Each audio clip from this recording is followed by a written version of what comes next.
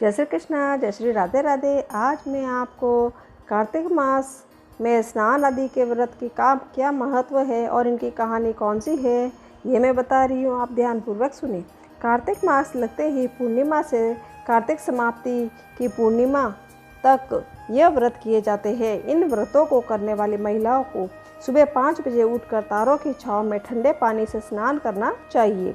पवित्र नदियाँ हो तो इन्हीं में स्नान करें। स्नान के पश्चात घर या मंदिर में आकर भगवान राधा कृष्ण, पीपल, तुलसी, आंवले, केले आदि की पूजा करें और 5 छोटे पत्थर रखकर पतवारी बनाकर पूजन करें। भगवान का कीर्तन करें और रोज़ शाम को दीपक जलावे। रोजाना कार्तिक महात्म्य की सुने या कहानी कहे। व्रत की समाप्ति के दिन उजमना करें। व्रत की कहानी इस प्रकार है।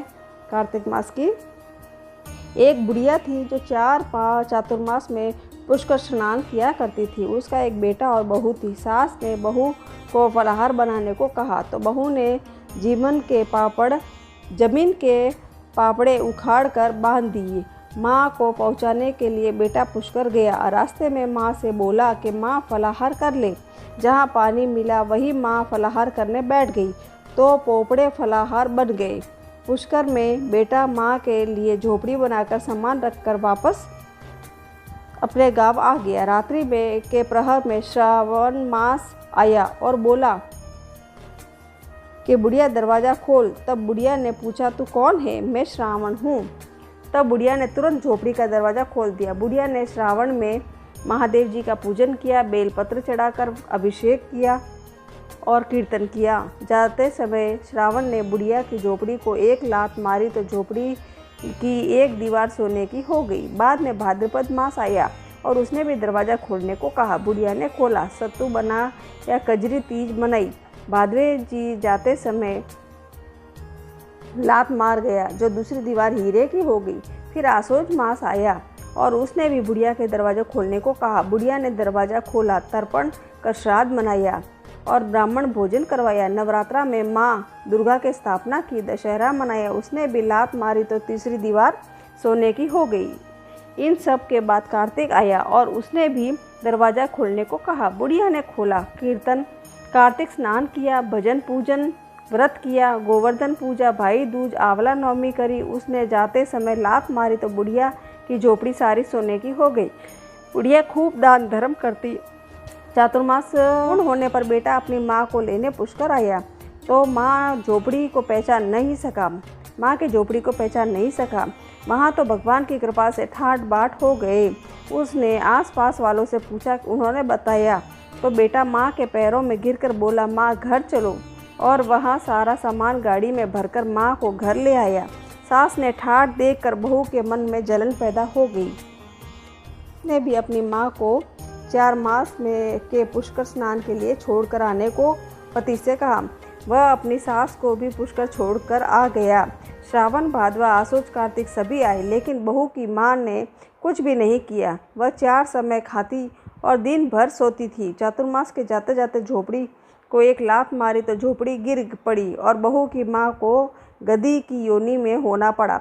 4 माह बाद जमाई जब अपनी सास को लेने आया तो उसने तो सास ही दिखाई दी और न ही झोपड़ी।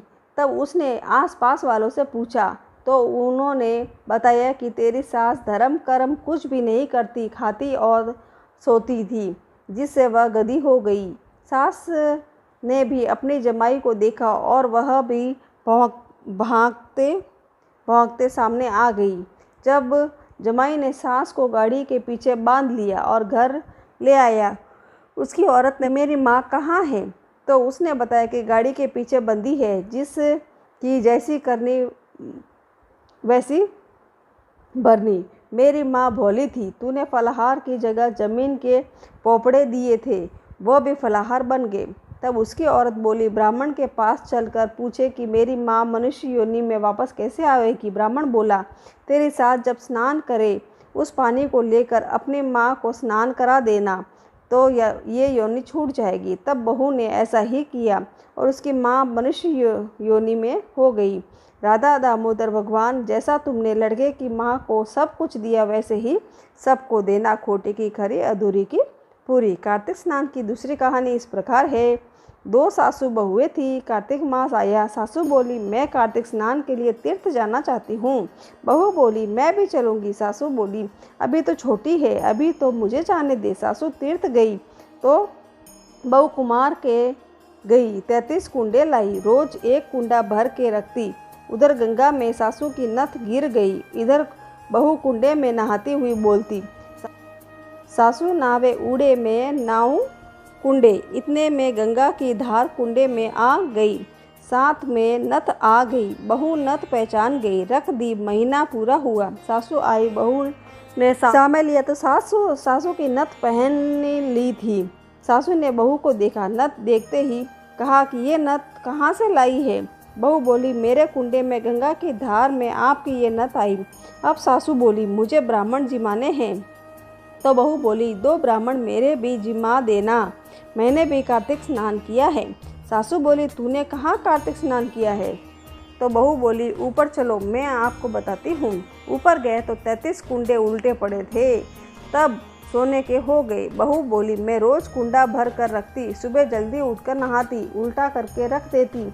तब सासू बोली, बहू तू भाग्यवान है जो गंगा जी तेरे पास आई। कुंडे भी सोने के हो गए। तूने श्रद्धा व मन से कार्तिक स्नान किया है और भगवान ने तुझे फल दिया है। इस प्रकार मेरी 2 कहानियाँ पूरी हुई।